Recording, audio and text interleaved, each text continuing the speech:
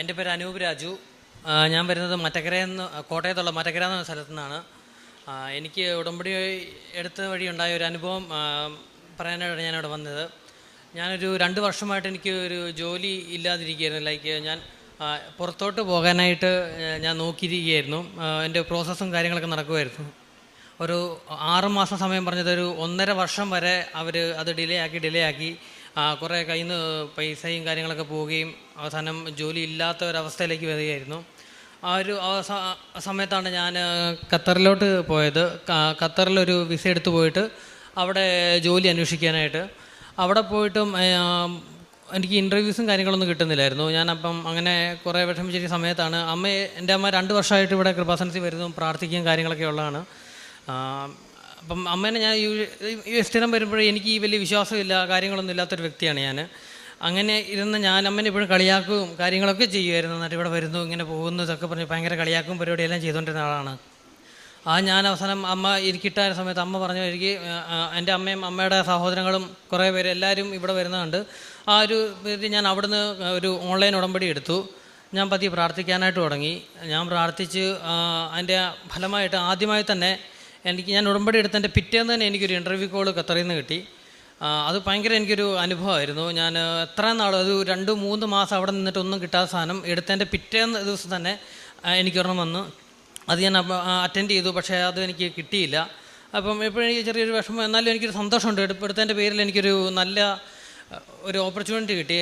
അത് കഴിഞ്ഞിട്ട് ഞാൻ പിന്നെ നോക്കിയിരുന്ന സമയത്ത് എനിക്ക് ഒന്നും ഇല്ലാതിരിക്കുന്ന ഒരു മൊമെൻറ്റിൽ അമ്മയുടെ ഒരു ചേച്ചിയുടെ മകനുണ്ടായിരുന്നു, രാജേഷ് എന്ന് പറഞ്ഞ്. ചേട്ടായി ഇവിടെ ഉടമ്പടിയൊക്കെ എടുത്തിട്ടുണ്ട്. ചേട്ടായോട് ഞാൻ പറഞ്ഞു, ചേട്ടായി ഇവിടെ ഒരു ഹോട്ടലിലാണ് വർക്ക് ചെയ്യുന്നത്. ചേട്ടാ എനിക്കൊരു ക്ലീനിങ്ങിൻ്റെ പണിയാണെങ്കിലും എന്തെങ്കിലും ഒരു പണി എനിക്ക് അവിടെ നിന്ന് ഒപ്പിച്ച് തരുമോ? ചേട്ടായി ദുബായിലാണ് വർക്ക് ചെയ്യുന്നത്. അപ്പം ചേട്ടായുടെ അവിടെ തന്നെ ഒരു IT വേക്കൻസി വന്നപ്പോഴത്തേക്കും ചേട്ടാ എന്നെ റെഫർ ചെയ്തു. അവിടുത്തെ ഒരു സൈറ്റ് വന്നിട്ട് എന്നോട് അപ്ലൈ ചെയ്യാൻ പറഞ്ഞു. ഞാൻ അപ്ലൈ ചെയ്തു. അവരെന്നെ വിളിച്ചു. ഞാൻ അതിൻ്റെ ഇൻ്റർവ്യൂ അറ്റൻഡ് ചെയ്തു. ഫസ്റ്റ് ഇൻ്റർവ്യൂ തന്നെ എൻ്റെ ഇംഗ്ലീഷ് പോരാ എന്ന് പറഞ്ഞ് അവരത് റിജക്റ്റ് ചെയ്തെന്ന് പറഞ്ഞു. പിന്നെ എനിക്ക് ഭയങ്കര സങ്കടമായിരുന്നു. പിന്നെ ഞാൻ മാതാവിനോട് കുറേ പ്രാർത്ഥിച്ചു. ഒത്തിരി വെച്ചിട്ടും എനിക്ക് ഒരു എന്തോ അത്ഭുതം പോലെ അവരെനിക്കൊരു രണ്ടാമതൊരു ഓപ്പർച്യൂണിറ്റി തന്നു. ഞാനത് ആദ്യം എന്നെ ഇൻ്റർവ്യൂ എടുത്തത് ഒരു ഹിന്ദിക്കാരനായിരുന്നു. പിന്നെ അത് കഴിഞ്ഞ് രണ്ടാമത് ഇൻ്റർവ്യൂ വന്നപ്പോഴത്തേക്കും ഒരു ഫോറിനർ തന്നെയാണ് വന്നത്. അപ്പം ഒന്നാമത് ഇംഗ്ലീഷ് പോരെന്നും പറഞ്ഞാണ് എന്നെ ഫസ്റ്റ് റിജക്റ്റ് ചെയ്തത്. രണ്ടാമത് ഫോറിനറോട് വന്നപ്പോഴത്തേക്കും പിന്നെ ഞാൻ എനിക്ക് അമ്മ തന്നു വിട്ട മാതാവിൻ്റെ ഉപ്പും കാര്യങ്ങളൊക്കെ എൻ്റെ കയ്യിലുണ്ടായിരുന്നു. അതും കൈ പിടിച്ചുകൊണ്ട് എനിക്കറിയാവുന്ന പോലെ ഞാൻ പെർഫോം ചെയ്തു. ബാക്കി വരുന്നിടത്ത് വെച്ച് കാണാമെന്നുള്ള രീതിയിൽ മാതാവിനെ മുറുകെ പിടിച്ചുകൊണ്ട് ചെയ്തു. 2 ദിവസം കഴിഞ്ഞപ്പോഴത്തേക്കും എനിക്ക് അവിടെ നിന്ന് മെയിൽ വന്നു. അവിടുത്തെ ഓഫർ ലെറ്റർ എനിക്ക് വരികയത്. എനിക്ക് ഒരു ഭയങ്കര അനുഭവമായിരുന്നത്. കാരണം ഒരു ഓൾമോസ്റ്റ് 2 വർഷം ജോലി ഇല്ലാതിരുന്ന സമയത്ത്, ഞാൻ എന്ത് പണിക്കും പോകുന്ന സമയത്ത് എൻ്റെ ഫീൽഡിൽ തന്നെ എനിക്കൊരു ജോലി തിരിച്ച് കിട്ടി. അതൊരു ഭയങ്കര അനുഭവമായിരുന്നു. എൻ്റെ പേര് മിനി. ഞാൻ ഉടമ്പടി എടുത്തത് 19/6/2022 വന്നു കഴിഞ്ഞപ്പം തൊട്ട് എനിക്ക് കൃപാസനത്തിൽ വലിയ വിശ്വാസമില്ല. എൻ്റെ ചേച്ചിയും നാത്തൂനൊക്കെ അനിയത്തിയും നാത്തൂനൊക്കെ പറഞ്ഞ് ഇവിടെ പല പ്രാവശ്യം പറഞ്ഞാണ് ഞാനിവിടെ വരുന്നത്. ആദ്യത്തെ പ്രാവശ്യം ഞാൻ ഉടമ്പടി എടുത്തില്ല. രണ്ടാമത്തെ പ്രാവശ്യം വന്ന് ഞാൻ ഉടമ്പടി എടുത്ത് പ്രാർത്ഥിച്ചു. എനിക്ക് വലിയ ഇതൊന്നുമില്ല. സാധാരണ പോകുന്ന പോലെ പ്രാർത്ഥനയും കാര്യങ്ങളൊക്കെ ആയിട്ടങ്ങ് പോയി. ഞാൻ സാധാരണ ഞായറാഴ്ച ദിവസങ്ങളിൽ മാത്രമേ പള്ളിയിൽ പോകാറുള്ളൂ. എനിക്കങ്ങനെ ഇട ദിവസങ്ങളിൽ പോകോ അങ്ങനെയുള്ള പരിപാടികളൊന്നും ഇല്ലായിരുന്നു. ഞാൻ പിന്നെ ഇങ്ങനെ പ്രാർത്ഥിച്ചുകൊണ്ടിരുന്ന സമയത്ത് അടുത്ത പുതുക്കേണ്ട സമയമായപ്പോൾ ഞാൻ പറഞ്ഞു, ഇത്രയും പ്രാർത്ഥിച്ചിട്ട് എൻ്റെ പ്രാർത്ഥനയെന്ന് പറഞ്ഞാൽ എൻ്റെ ഓർമ്മ ഞാൻ വലിയ പ്രാർത്ഥനക്കാരിയായിരുന്നായിരുന്നു. പക്ഷേ എൻ്റെ പ്രാർത്ഥന ഒന്നും അല്ലായിരുന്നു എനിക്ക് മനസ്സിലായി. 3 മാസത്തെ പ്രാവശ്യം ഉടമ്പടി എടുത്തപ്പോൾ ഉടമ്പടിയിലൂടെ പല കാര്യങ്ങളും ഇവിടുന്ന് പറഞ്ഞു തന്നു. അതും പ്രകാരം ഞാൻ പ്രാർത്ഥിക്കാൻ തുടങ്ങി. രാവിലെ എന്നും 3-3:30 ആകുമ്പോൾ എഴുന്നേറ്റ് എനിക്ക് ജപമാല ചെല്ലാൻ സാധിച്ചു. അങ്ങനെ പ്രാർത്ഥനകൾ നടത്തി പോകുന്ന വഴിക്ക് 4 മാസമായപ്പോൾ എൻ്റെ പപ്പായ ജോലി ചെയ്ത് ഒരു 3 വർഷമായിട്ട് കിട്ടാതെ കിടന്ന ഒരു 12 ലക്ഷം രൂപയുണ്ടായിരുന്നു. ആ ഒരു കടം കാരണം വളരെ വിഷമിച്ച് നിൽക്കുന്ന സമയത്ത് ആ 12 ലക്ഷം രൂപ ഞങ്ങളുടെ ബില്ല് മാത്രം പാസ്സായി. ആ രൂപ ഞങ്ങൾക്ക് മാത്രം, ഇഷ്ടംപോലെ ആൾക്കാരുണ്ട്, ആരുടെയും ബില്ല് പാസ്സാകാതെ ഞങ്ങളുടെ മാത്രം ബില്ല് പാസ്സായി. ആ രൂപ ഞങ്ങൾക്ക് തിരിച്ചു കിട്ടി. ഇതുപോലെ 10-15 വർഷമായിട്ട് ഞങ്ങളൊരു വസ്തു മേടിച്ചിട്ട് ആ വസ്തു അന്ന് ആധാരത്താൽ വഴിയുണ്ടെന്ന് പറഞ്ഞാണ് അവർ വസ്തു ബ്രോക്കർ വഴി ഞങ്ങൾക്ക് തന്നത്. ഞങ്ങൾ ആ വസ്തു അത് കഴിഞ്ഞ് ബുദ്ധിമുട്ട് വന്നപ്പോൾ അത് വിൽക്കാൻ നോക്കിയപ്പോൾ ആ വസ്തുവിന് വഴിയില്ല എന്ന് പറഞ്ഞു. പലരെയും പോയി കണ്ടു, വില്ലേജ് ഓഫീസറെ എല്ലാ ആൾക്കാരെയും പോയി കണ്ടു. അത് നമുക്ക് വിൽക്കാൻ പറ്റത്തില്ല, അത് വഴിയില്ല, അത് നിങ്ങൾക്ക് തരത്തില്ല എന്ന് പറഞ്ഞു. പറ്റത്തില്ലെന്ന് പറഞ്ഞു. ഞാൻ എന്ത് ചെയ്തു, ഞാൻ അവിടെ പോയി ഈ ഉപ്പ് ഇട്ട് പ്രാർത്ഥിച്ചു, ആശീർവാദമായിട്ട് വിശ്വാസപ്രമാണം ചൊല്ലി ആ വഴിയിലൂടെ നിന്ന് പ്രാർത്ഥിച്ചു. ഞാൻ 12 മണി സമയത്താണ് ഞാൻ അവിടെ നിന്ന് പ്രാർത്ഥിക്കുന്നത്. പ്രാർത്ഥിച്ചു ഞാനങ്ങ് പോയി. ഞാൻ പറഞ്ഞു അമ്മമാതാവ് നമുക്കത് തരും. 12 മണിക്ക് പ്രാർത്ഥിച്ച് 2 മണിയായപ്പോൾ ഈ സ്ഥലത്തിൻ്റെ അപ്പുറത്തെ സ്ഥലത്തെ ആൾക്കാർ ഞങ്ങൾക്ക് വിളിച്ച് പറയുന്നു, നിങ്ങൾക്ക് ആ വഴി ഞങ്ങൾ തരാം, നാളെ രജിസ്ട്രേഷൻ ചെയ്തോളാൻ.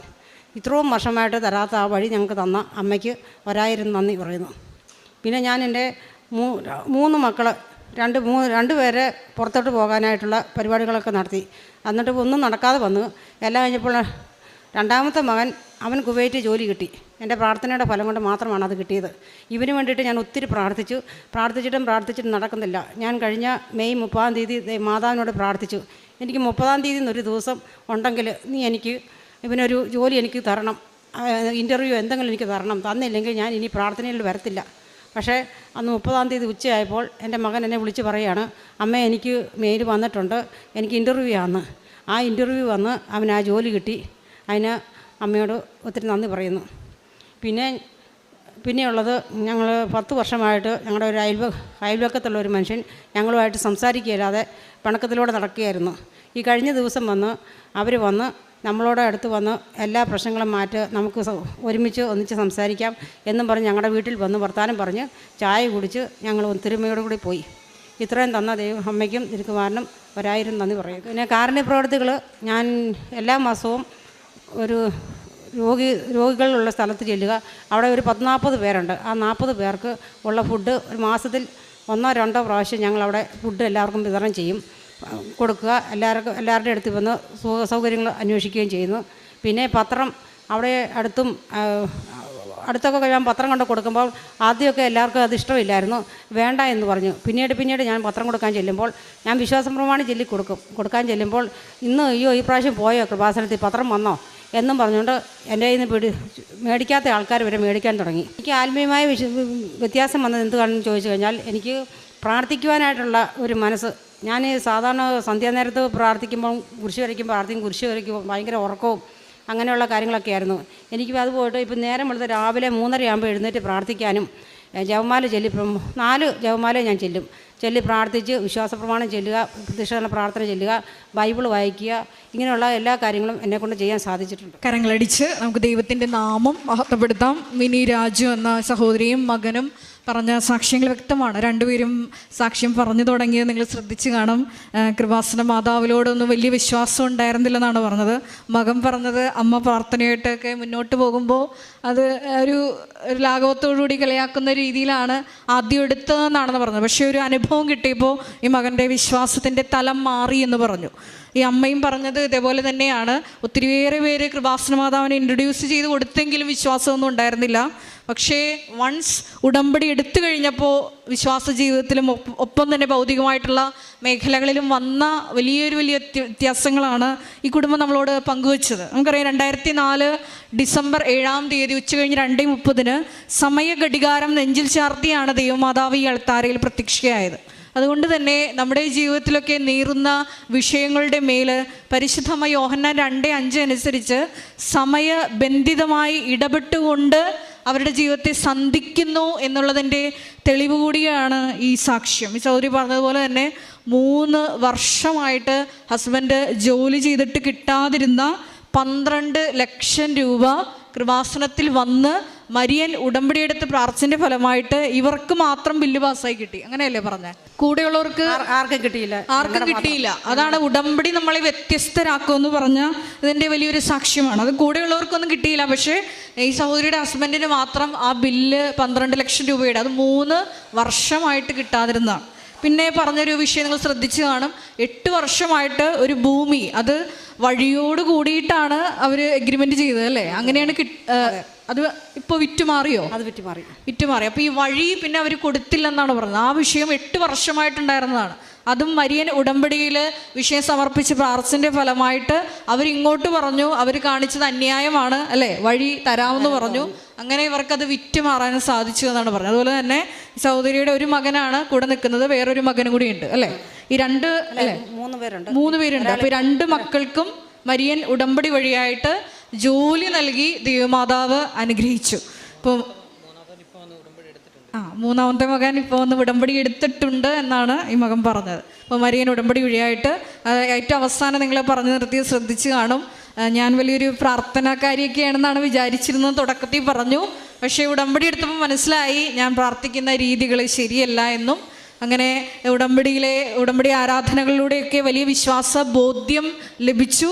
ഇപ്പോൾ എല്ലാ ദിവസവും വെളുപ്പിന് 3:30 മണി എന്നൊരു സമയമുണ്ടെങ്കിൽ എഴുന്നേറ്റ് ജപമാല 4 ദിവരഹസ്യങ്ങളും ധ്യാനിച്ച് പ്രാർത്ഥിക്കുന്നുണ്ട് എന്ന് പറഞ്ഞു. ഇത് വലിയൊരു സാക്ഷ്യമാണ്. ഇപ്പോഴത്തെ കാലഘട്ടത്തിൽ നമുക്കറിയാം ഒത്തിരിയേറെ വീടുകളിലൊക്കെ പല സമയങ്ങളെല്ലാം വെറുതെ വീട്ടമ്മമാർ ചെയ്യുന്നത്, ജോലിയില്ലാത്തവർ വെറുതെ സീരിയൽ കണ്ട് അല്ലെങ്കിൽ മൊബൈലൊക്കെ തോണ്ടി സമയം ചെലവഴിക്കുന്ന ഒരു കാലഘട്ടത്തിൽ ഈ അമ്മ പറയുന്നത് 3:30 മണിക്ക് എഴുന്നേറ്റ് ജപമാല ചൊല്ലി പ്രാർത്ഥിക്കുന്നതാണ്. വലിയൊരു സാക്ഷ്യമാണ്.